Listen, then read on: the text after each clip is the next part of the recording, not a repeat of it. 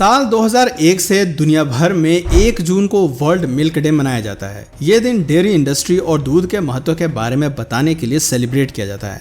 भारत में सबसे ज़्यादा भैंस और गाय का दूध पिया जाता है, जो कैल्शियम, प्रोटीन और विटामिन डी जैसे ज़रूरी पोषण देता है। लेकिन अगर हम कहें कि बकरी का दूध पोषण के मामले में गाय और भैंस के दूध से ज़्यादा ताकतवर है, तो शायद आप यकीन नहीं करेंगे। लेकिन आपको बता दें कि अमेरिका के सरकारी फूड डेटा सेंट्रल भी इस बात को मानती है कि बकरी के दूध में गाय भैंस के दूध से ज़्यादा कैल्शियम प्रोटीन होता है, और शायद इसीलिए आज देश विदेश में बकरी के दूध की डिमांड काफ़ी ज़्यादा बढ़ गई है। लोगों की इस डिमांड को ध्यान में रखते हुए आज देश हो या विदेश, बकरी पालन का बिजनेस भी तेज़ी से ग्रो करने लगा है। देश के बारे में तो आप सभी जानते हैं, लेकिन विदेशों में बकरी पालन कैसे होता है, बकरी का दूध निकालने के लिए किस टेक्नोलॉजी का इस्तेमाल किया जाता है और कैसे बकरी के मीट को मार्केट तक पहुँचाया जाता है, अगर आप भी इन सभी सवालों के जवाब जानना चाहते हैं तो हमारे इस वीडियो में आखिर तक ज़रूर बने रहिए। तो दोस्तों, बकरी पालन एक ऐसा बिजनेस है जिसे बहुत कम कैपिटल और छोटी जगह में भी आसानी से किया जा सकता है। सिर्फ दूध और मांस का ही नहीं, बल्कि बकरी की खाल, बाल और रेशों का भी व्यावसायिक महत्व है। यहाँ तक कि बकरी के मल और मूत्र भी खेती में खाद की तरह इस्तेमाल किए जाते हैं। यानी कि सिर्फ बकरी पालन से ही किसान अच्छा खासा मुनाफा कमा सकते हैं, और इसीलिए विदेशों में बड़े बड़े फार्म्स के मालिक अपने यहाँ बकरी पालन पर जोर देते हैं। लेकिन इन बकरियों को पालना कोई आसान काम नहीं होता। बकरियों को पालने के लिए उनके खान पान पर विशेष तौर पर ध्यान देना ज़रूरी होता है। बकरी पालन का बिजनेस करने के लिए फार्म में सबसे पहले बकरियों के बच्चों की ज़रूरत होती है, और इसके अलावा यहाँ कुछ प्रेग्नेंट बकरियों को भी लाया जाता है।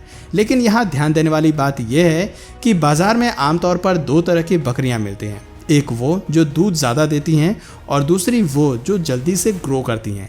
ऐसे में इस बिज़नेस में उतरने वाले लोग अक्सर दोनों तरह के नस्ल की बकरियों को लेकर इस बिज़नेस को स्टार्ट करते हैं, ताकि वो मीट और दूध दोनों की ही हार्वेस्टिंग कर सकें। फार्म में प्रेग्नेंट बकरियों द्वारा बच्चों को जन्म देने के बाद इन बच्चों की किसानों और पशु चिकित्सकों द्वारा खास देखभाल की जाती है।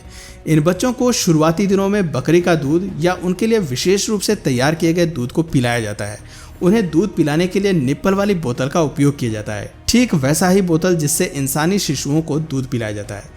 जन्म के पहले सप्ताह में बकरियों के इन बच्चों को हर 2 से 3 घंटों में दूध पिलाया जाता है। लेकिन जब बच्चे 2 से 3 महीने के हो जाते हैं, तब उन्हें धीरे धीरे दूध पिलाना छुड़वा दिया जाता है, और फिर उन्हें बड़ी बकरियों के साथ रखा जाता है ताकि मिल्क का प्रोडक्शन हो सके। यहाँ आपकी नॉलेज के लिए बता दें कि जन्म के लगभग 4 से 6 सप्ताह के बाद बकरियों के ये बच्चे घास खाना शुरू कर देते हैं। ऐसे में इस दौरान उनकी समय समय पर स्वास्थ्य की जाँच की जाती है। साथ ही उनके टीकाकरण पर भी विशेष ध्यान दिया जाता है।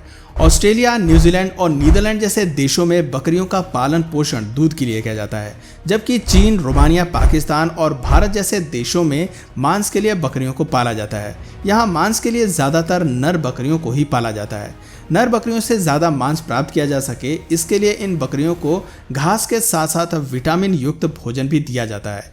एवरेज में बात करें तो एक बकरी प्रतिदिन 5 से 7 केजी चारा और 1 लीटर पानी की खपत करती है, जिससे करीब करीब 6 महीने के अंदर में इन बकरियों का वजन बढ़कर करीब 35 से 40 किलो तक हो जाता है। जिसके बाद इन बकरियों को बूचड़ खाने में ले जाया जाता है, जहां बकरी के मीट को हलाल मेथड का उपयोग करके प्रोसेस किया जाता है। ये मेथड मिडिल ईस्ट और इंडिया में काफ़ी ज़्यादा पॉपुलर है। यहाँ मीट को प्रोसेस करने से पहले वर्कर्स बकरी के पैर की बोन और बॉडी फ्लूइड को हटा देते हैं, और साथ ही वो बकरी की स्किन और उसके फर को भी हटा देते हैं। बकरी की टांगें न्यूट्रिशंस की भंडार होती हैं। इसे खाने से शरीर में कैल्शियम, विटामिन और प्रोटीन की हर तरह की कमी पूरी हो जाती है। इसीलिए यहाँ सबसे पहले इन्हें ही साफ करके अलग कर दिया जाता है, ताकि इन्हें मार्केट में बेचा जा सके। अब यहाँ कुछ वर्कर्स बकरी के इंटरनल ऑर्गन्स को रिमूव करते हैं और फिर बकरी के शरीर को धोकर साफ करते हैं, जिसके बाद बारी होती है मीट प्रोसेसिंग के फाइनल स्टेप में आगे बढ़ने की। यहाँ मीट को 2 तरीके से प्रोसेस किया जाता है। पहला, पूरी बकरी को फ्रोजन करके एक्सपोर्ट किया जाता है, और दूसरा, मीट के छोटे छोटे स्लाइसेस करके बॉक्सेस में पैक करके एक्सपोर्ट किया जाता है।